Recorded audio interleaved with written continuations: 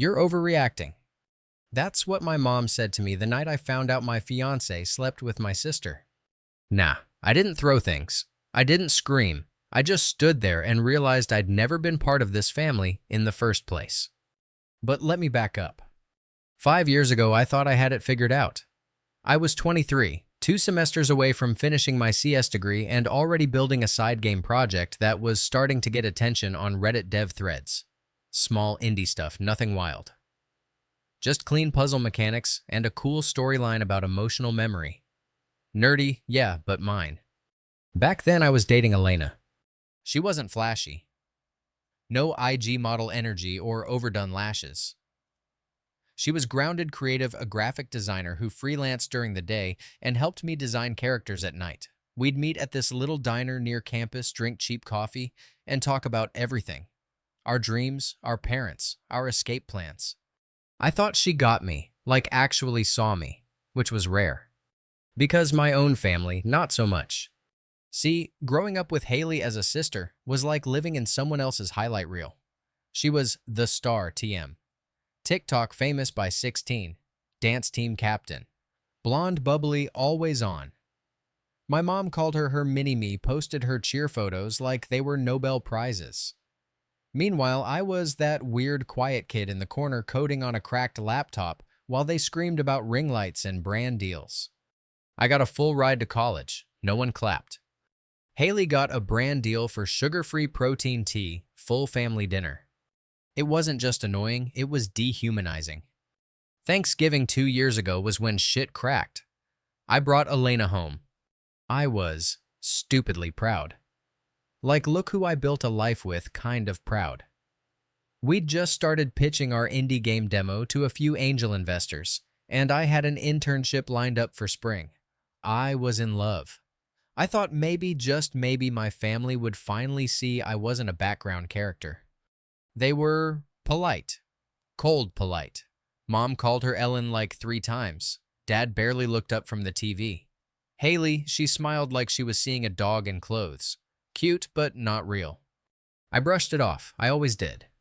Until later that night, Elena pulled me aside and said Haley kept asking her about our sex life. Laughing, but weirdly intense. Is she always like that? Elena asked. I shrugged. She likes attention. What I didn't say was, she doesn't like anyone else having it. Fast forward 6 months. Elena and I moved in together, got a tiny 1-bedroom with paper-thin walls and mismatched furniture. But we were building something. I proposed in the park where we had our first real date. She said yes through tears. I cried too, like full body shake kind of cry. I thought I was done being the invisible one. Even my mom acted like she cared for once, asking about colors, venues. It was weird, but I let it happen. That summer was chaotic, balancing school game testing and wedding planning. I was always running, always exhausted, but hopeful. For the first time, I thought maybe life was shifting. Then came that text. Can we talk Starbucks? It's serious. I thought maybe she was pregnant, scared, needing comfort. I got there fast, adrenaline in my throat. Elena was already sitting down, hands wrapped around a mug like it was life support. She looked up and said, I'm sorry, I slept with Haley. I laughed. Like actually laughed. Because what the actual fuck? She said it again, word for word. I sat down. She kept talking something about it was just one night, and Haley said you'd never forgive me anyway, and I didn't even know how to stop it. My ears rang. She kept crying. I didn't yell. I didn't flip the table. I just stood up, walked to my car, and drove home in silence. I walked into my parents' house like a man possessed. Haley was there. On the couch, big sad eyes, like she was the victim. Mom hovered near her like she was nursing a broken bird. Dad didn't even look at me. What the hell is going on? I asked. Let's sit and talk calmly, Mom said. Calm. I turned to Haley. Say it, out loud. Say what you did. She mumbled something. Speak the fuck up. She's pregnant, Mom blurted. And she's keeping it. Everything went quiet. And then, the cherry on top, she made a mistake, Jordan, Mom said like it was a damn quiz question. But she's doing the right thing now. She's taking responsibility. We all need to support her. Support. Her. My fiancé. My sister. My entire fucking family acting like I was the one out of line for being upset. My dad finally looked at me. If you love Elena, let her go. They're going to be a family now. I stared at him. I swear I felt my heart physically shift. So I did the only thing I could do. I went upstairs, packed my shit, grabbed my laptop, and left. No goodbye, no drama, just gone. That was 2 years ago. I changed my number, deleted my socials, moved cities, finished school, went full ghost. Except for Aunt Riley, my dad's estranged sister. She was the only one who ever treated me like I wasn't defective. She messaged a week later. You were never the problem, kid. They'll figure it out too late. I didn't reply, but I saved it. Because I needed to believe it. The night I left, I didn't cry. I thought I would. I thought I'd collapse in the car or scream into the steering wheel or punch a wall or something. But I didn't. I just drove. I had no plan, no destination. Just me, my duffel bag, and my laptop in the passenger seat. I ended up back at my dorm even though I wasn't registered for summer classes. Didn't care. Security didn't even check. I walked in, dropped my stuff, and sat on the edge of the Twin XL like it was a bench in the middle of a war zone. No music, no calls, just the sound of my own breathing and the cheap hum of the dorm fridge kicking on and off every 10 minutes. That night, I opened my laptop and stared at the screen. I had this half-baked game prototype I'd been working on memory puzzles tied to emotional states. It was personal. Too personal. I almost deleted it. Instead, I renamed the project folder Golden Child. I didn't know what I was building yet, but it was going to be honest. And it was going to hurt. The next few weeks were a blur. I cut everyone off. Elena blocked on everything. Haley dead to me. My parents, I didn't even give them a chance. All their numbers gone. I nuked my socials, made new emails, new handles. It was like erasing myself from their version of the story. And I threw myself into work. Like insane hours. Coding till 4 a.m., sleeping 3 hours. Waking up wired. I'd walk around campus at 6 a.m. like a ghost, headphones in, hoodie up, just numb. People noticed. Some of my friends texted. A couple even showed up at my door. What happened with the wedding? Where's Elena? You okay, man? I told them the same thing. It's done. Don't ask. Most backed off after that. A few kept checking in. I appreciated it, I guess, but I didn't have the emotional bandwidth for anyone. I was rebuilding myself from scratch, and there wasn't room for small talk. Professor Diaz, this cybersecurity guy I admired, pulled me aside after class one day.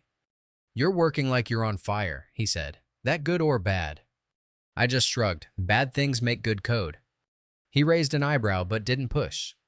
Instead, he asked if I wanted to work on a project with him. No pay, just access to tools, labs, and mentorship. I said yes without blinking. That lab became my church. I buried myself in code encryption models, malware, sandboxing. Stuff that made me feel sharp. In control. Like I could build something solid in a world where everything else had just crumbled. That summer, while my sister was out doing bump reveals on TikTok and pretending to be some woke mom-to-be, I was building a private universe out of spite and silence.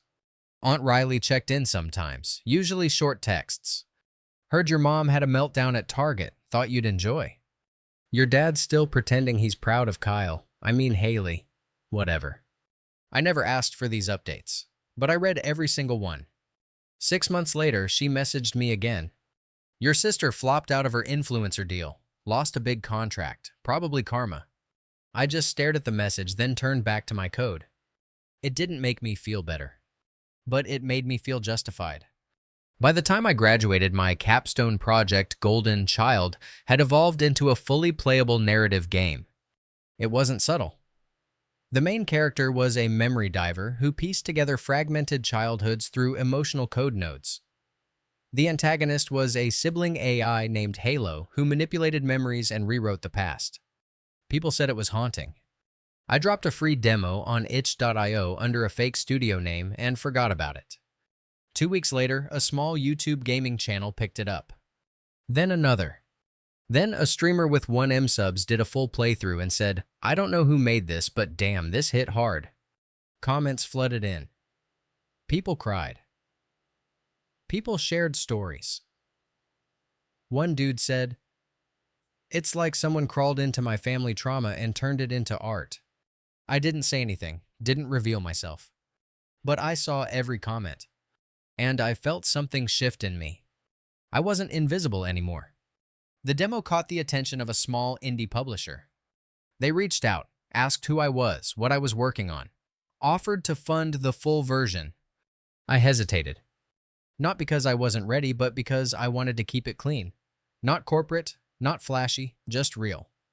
But their team was chill, no pressure, all heart. They said they'd let me lead. I said yes. We built a tiny studio. I became the lead dev. We hired 2 artists and a sound designer. Remote setup. Total freedom. Meanwhile, Haley's career was tanking. Some leaked screenshots showed she faked a mental health crisis for likes. One of her ex-sponsors dropped her. Then another. Aunt Riley texted, "Your sister's starting a podcast. The bio says recovering from betrayal." Gag. I didn't reply, but I did smirk. One day, maybe a year and a half after the breakup, I was grabbing coffee at this indie shop and I saw her. Elena. She was sitting alone, laptop open, sketching on her tablet. She hadn't changed much. A little thinner, paler. Same messy bun, same gray hoodie she used to steal from me. She didn't see me. I could have walked over, could have said something, anything. Instead, I stood there, watched her for 10 seconds, then turned around and left. I don't know if that was closure, but it felt like power. Months passed. The full version of Golden Child launched on Steam. We didn't expect it to go viral, but it did. Something about the tone, the grief, the subtle pain, the quiet rage resonated. Players messaged our dev account saying it helped them process their own shit. Bad parents. Narcissistic siblings. Fake apologies. We got nominated for a few indie awards. People started calling me the anonymous trauma dev. I didn't mind. Not all heroes wear capes. Some just code in silence and never look back. I thought that was the end of it. But then one night, 2 years after everything fell apart, my phone buzzed with a new number. I let it go to voicemail. Then I listened. It was my mom. "Jordan, it's me. Please don't hang up. We need help." I sat there, jaw clenched. She said Dad had a heart issue. They had to sell the house. Haley had taken out some kind of business loan and defaulted. Things were bad. She asked if I could call. "We just need to talk." "Nah. You made your choices. You picked your golden child. You don't get to hit rewind now that the script changed." I blocked the number and went back to work. I didn't sleep the night she called. Didn't work either. I just sat there on the floor of my apartment, phone on the table, screen dark. Every 5 minutes, I'd stare at it like it owed me an explanation. I kept hearing her voice, "We need your help." Help with what exactly? With your favorite kid burning down everything you built for her. With the mess you backed and applauded while calling the rest of us ungrateful. With the consequences of treating me like a placeholder my entire life. Screw that. The next morning, I made coffee and stared out the window like I was in one of those moody music videos. Except there was no sad piano. Just traffic. My inbox was full fan mail, minor bug reports, press inquiries, beta keys, and I went through it like a machine, clicking, responding, patching, smiling at nothing. I told myself, "You don't care. You're free now." But that voicemail kept echoing in my head like a mosquito I couldn't kill. So I called Aunt Riley. She picked up on the second ring. "I figured you'd call," she said. She reached out. "Your mom." "Yeah, got my number somehow. Left a message." She sighed. "Let me guess. We're struggling, Jordan. We need you." Sound about right. Word for word. "She's not lying," Aunt Riley said. "It's a shit show over there. Your dad's health is shaky. Haley's living with them again. She owes money to some tech bro scam group and they're panicking." Why is that my problem? It's not. But you're the one that got away. And now they're looking back. Too late. She paused. "I agree. But I also know you. And I know you're not sleeping." She was right. I wasn't sleeping. The thing is, when you've spent your whole life trying to be seen by people who pretend you're invisible even after you walk away, part of you still wants to be noticed. Still want someone to say we were wrong. But that never comes. Not really. So I went back to my game. Literally. We were prepping a new update for Golden Child and alternate ending based on player demand, something a little darker, more poetic. We were adding a scene where the main character finds a photo album filled with fake memories. Every photo looks perfect, but none of them are real. The AI sister fabricated every single one, and the protagonist just closes the book, doesn't scream, doesn't destroy it, just walks away and never looks back. It was inspired by my family, obviously, and it felt good to write. 2 weeks after the voicemail, I got an email from my mom. Subject, please read. Body, I know you're still angry. I understand, but your father's getting worse. Haley's trying, she really is. We're doing our best. I don't want money. I just want to talk, please. Mom. I didn't respond. But I saved it. Same way you'd save a receipt from a restaurant that gave you food poisoning, just in case. Later that night, I Googled Haley. Her social media was still up, still public. Her last post was a mirror selfie with a new haircut captioned, "Learning to heal." Growth is messy. Be kind to yourself. The comments were full of clapping emojis, and you got this queen crap from girls with butterfly tattoos. I almost laughed.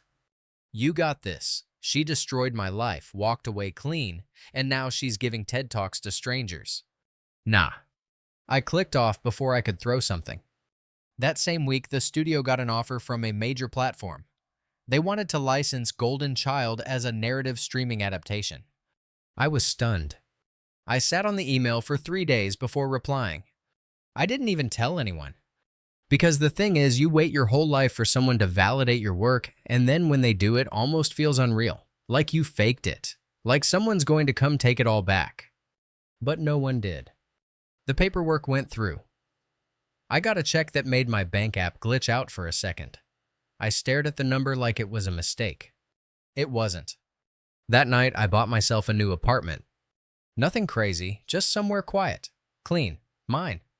I walked in, dropped my keys on the counter, and whispered to the empty space. This is what you threw away. A few days later, I got a package. No return address. Inside was a baby photo of me and Haley. I must have been 3. She was 6. We were sitting on the front steps of our old house. I was smiling. She wasn't. Under the photo, a note in shaky handwriting. We were a family once, Mom. My stomach turned. Not because of the photo, but because of the nerve it took to send that, like it erased everything that came after. We weren't a family. We were a stage. Haley was the show. I was the crew. And when I stopped clapping, they cut the lights. I didn't tell anyone about the photo, not even Aunt Riley. I just put it in a drawer and forgot about it. Until I couldn't. Because that's the thing no one tells you about walking away. You're free. But you're also full of ghosts. And every so often they show up. Uninvited. One night I was out late post-launch drinks with a few writers and streamers. I wasn't really drinking, just vibing. Trying to feel normal. And then someone brought up family. Do your parents play your game? I laughed way too hard, like snort-choked kind of laugh. Nope, I said. They're more Candy Crush types.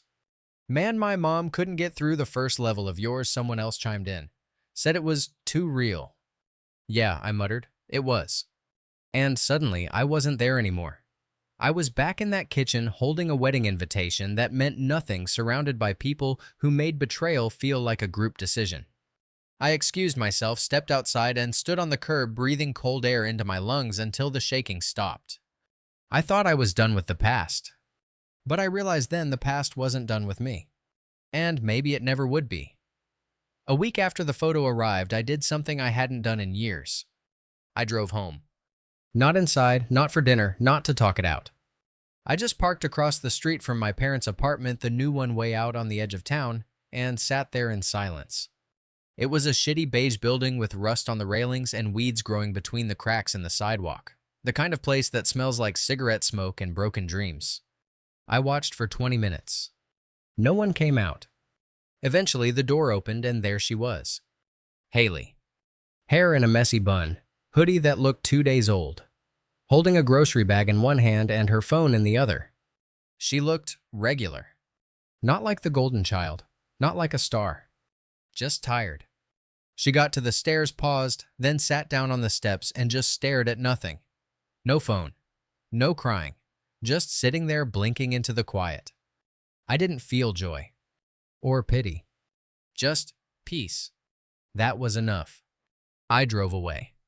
Didn't even turn the music on. Back at my place, I opened my laptop and started working on something new. Not a game, not a code patch. A letter. Not one I'd send, just something for me. Dear Haley, you know what the real betrayal was? It wasn't Elena. It wasn't the baby. It was the years you pretended you didn't see what was happening. You watched them ignore me. You watched me become invisible in my own house, and you smiled through it. Then when I finally had something of my own, someone of my own, you took that too. But I got the last laugh. Not because I'm rich now. Not because I have followers. But because you're still living in the echo chamber of people who clap for your chaos. And I'm free. I never hit print. I just hit save and closed the file. 3 days later, Aunt Riley called again. Your dad's in the hospital, again, she said. Same thing.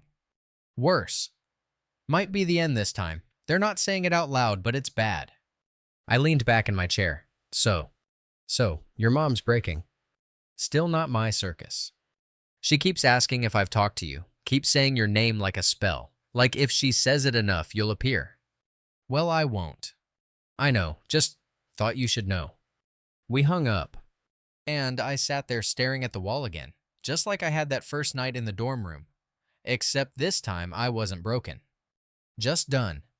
That night, I got another message. This time from Haley. How she found my number, I don't know. Maybe Riley slipped. Maybe she still had it buried in some iCloud backup. Doesn't matter. Message said, I messed up. A lot. I know I don't deserve your forgiveness, but I'm trying to be better. I just wanted you to know that. No excuses. No begging. Just truth. I stared at it for a long time.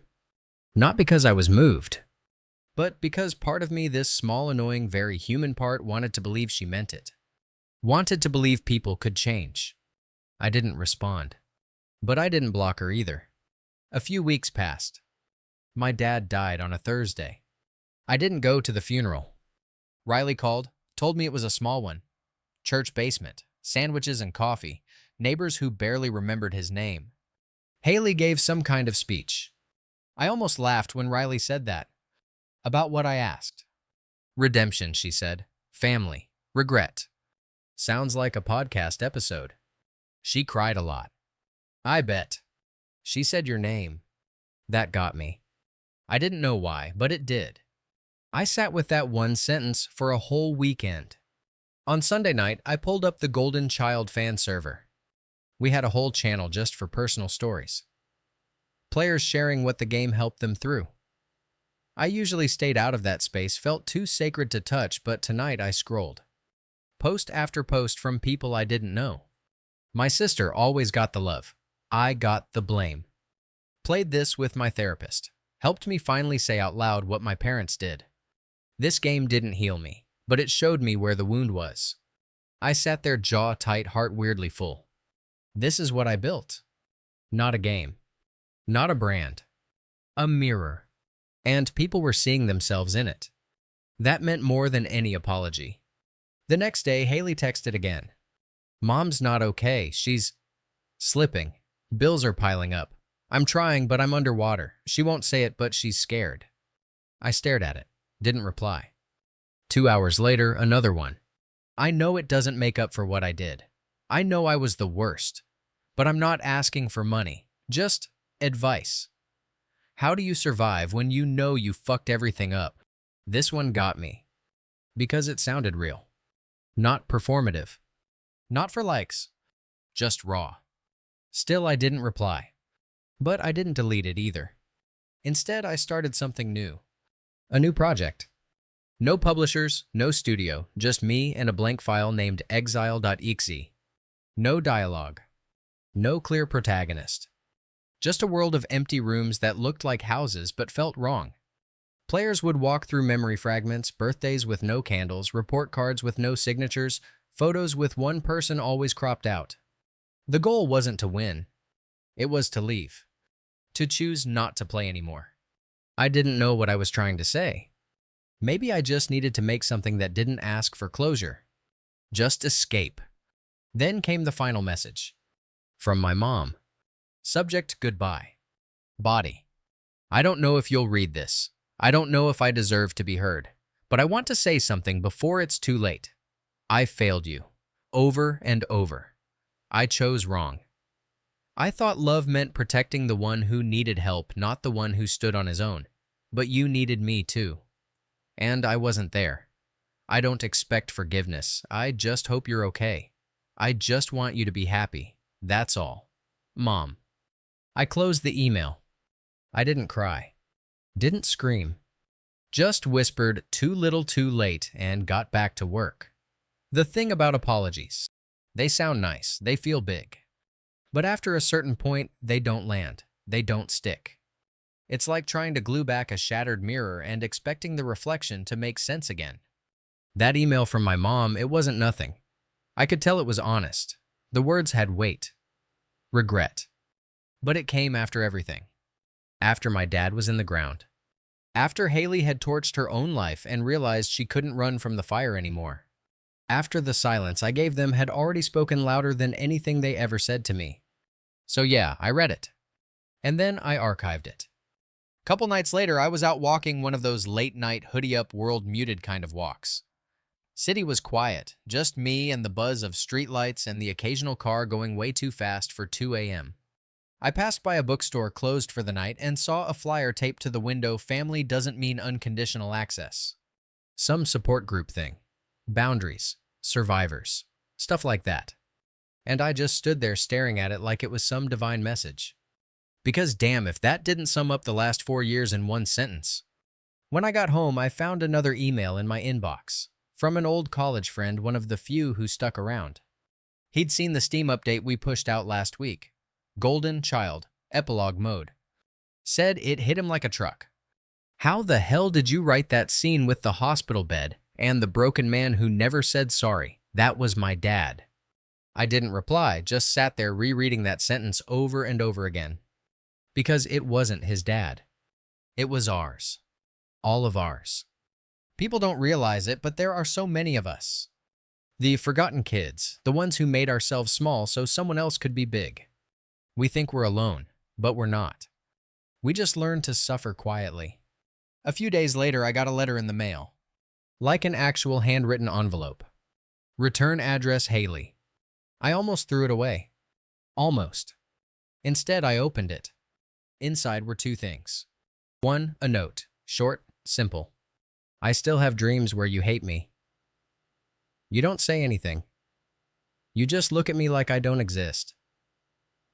And I wake up crying. I deserve that. But I miss you anyway. 2A drawing. Pencil sketch. It was me. Not current me. College me. Sitting on a bench. Hoodie up, head down, headphones on. Exactly how I looked the day I told her I got into the final round of the cybersecurity grant program. The day she said, "Cool. Hey, help me pick an outfit for my content shoot." I stared at it for a long time. It wasn't great art, a little rough, but it had something in it. Like she was finally seeing me, for the first time. Still didn't write back. But I didn't throw it away either. About a month later, I was invited to speak at this indie gaming panel. Topic: trauma in narrative design. How's that for ironic? I wasn't sure I wanted to go. Didn't like public stuff. Didn't like the idea of standing in front of a crowd pretending to be wise. But something in me said, do it. So I went. Room was packed, lights were hot, my throat was dry. But I got up there and told the truth. Not the polished version. Just my story. Not naming names, obviously. Not calling out my sister or my parents. But I told them about growing up in a house where love was a scoreboard I never won. About losing someone I loved because of someone who never knew how to love anything but attention. about rebuilding from scratch with no one clapping for me but me. When I was done, it was quiet for a second. Then someone in the back whispered, "Holy shit." And people clapped. Not the fake kind, not the slow, polite kind, but the kind that says, "I get it." After the panel, a girl early 20s maybe came up to me, eyes wet. "My sister did the same thing to me," she said. "With my boyfriend. My parents told me to forgive her. Like I should just get over it." I just nodded. "You helped me feel less crazy," she said. And I told her, "You were never crazy. They just didn't want to feel guilty." She hugged me. That hug stayed with me the whole flight home. Back in my apartment, I pulled out Haley's sketch again. Looked at it with fresh eyes. This wasn't her trying to guilt me. It was her trying to rewind. But the tape's already warped. You can't re-record over that kind of damage. Still, I scanned it. Uploaded it into the next patch for Golden Child. New Easter egg, a black and white sketch in a forgotten folder. No context, no dialogue. Just there. A symbol of what could have been, if people had just chosen better. Then came the third email from Mom. And this one was different. Subject, "No more excuses." Body, "Jordan, I'm not writing to ask for help, or money, or forgiveness. I'm writing to say I'm sorry. I know you don't owe me anything. I know you've built something without us. And I'm proud of you even if I didn't say it when it mattered. I let Haley fill up every room in our house until there was no space left for you. And I thought you didn't need anything from us because you were fine.